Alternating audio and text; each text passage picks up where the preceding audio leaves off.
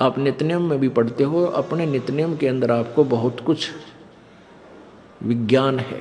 विज्ञान माने तत्व ज्ञान है, विशेष ज्ञान है। और इस ज्ञान को आप केवल एक रूटीन में पढ़ लेते हो कि हमने ये एक पढ़ना है, प्रतिदिन नित्यनेम करना ही करना है, लेकिन एक व्यवस्था बनाकर नहीं इसको प्रतिदिन करना चाहिए। जितनी देर भी इसको सुनो, किसी भी पार्ट को, इसके नित्यनेम का जितना भी बुद्धि मन निश्चल हो तेरा आपका, तो ये विचार करे कि इसमें क्या बोला है मालिक ने अपनी वाणी में, क्या आदेश है तेरे लिए। क्योंकि आप पौन घंटा नित्यनेम करते हो, इसमें ज़्यादा से ज़्यादा आपका मन 20% इस नित्यनेम के अंदर आप 20% ही सुन पाते हो। उस 20% को भी यदि आप विचार करो डेली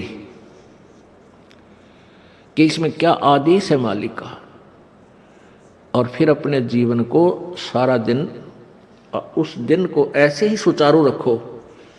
क्योंकि आपको घर से निकलने से पहले ये पढ़ा इसलिए जाता है कि आपके साथ रास्ते में कोई निकम्मा भी टकराओगा, कोई गाली देने वाला भी मिलेगा,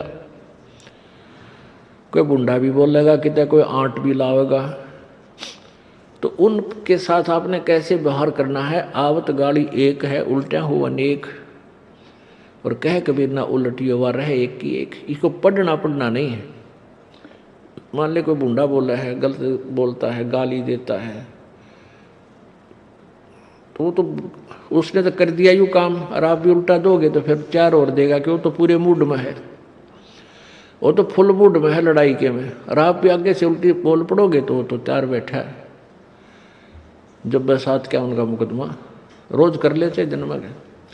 तो कहते परमात्मा आवत गाड़ी एक है, उल्टा हो अनेक, और कह कबीर ना उलटियो रहे एक का एक। और देख आगे कितनी प्यारी बात कही है। गाली ही से उपजे कलह, कष्ट और मौत, मृत्यु तक तो पहुंच जाती है एक छोटी सी गाली।